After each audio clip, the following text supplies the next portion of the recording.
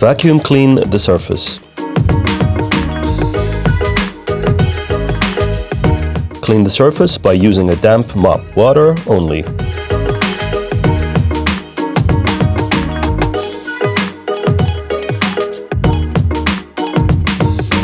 Dilute the deep cleaner with water, 5% deep cleaner to 95% water.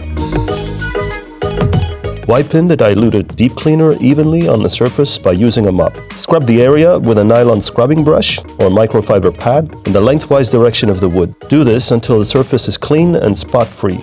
For stubborn stains, repeat the treatment or use one of our stain removers. Remove the dissolved dirt by using a mop and clean water. Allow the surface to dry well.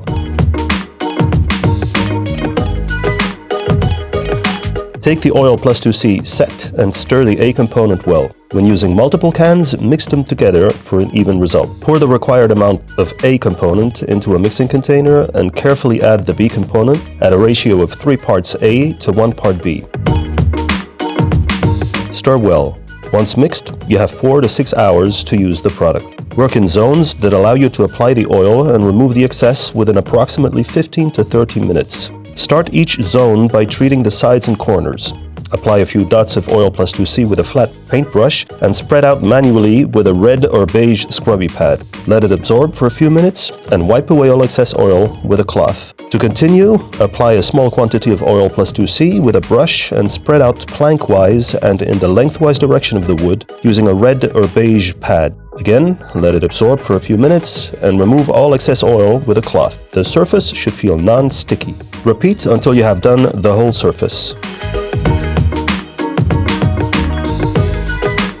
Let the surface dry for 12 to 24 hours in a well-ventilated room. Wait at least 5 days to clean with water and universal soap for the first time. Cloths and other tools which are saturated with oil may spontaneously combust. After usage, they need to be soaked in water before disposal.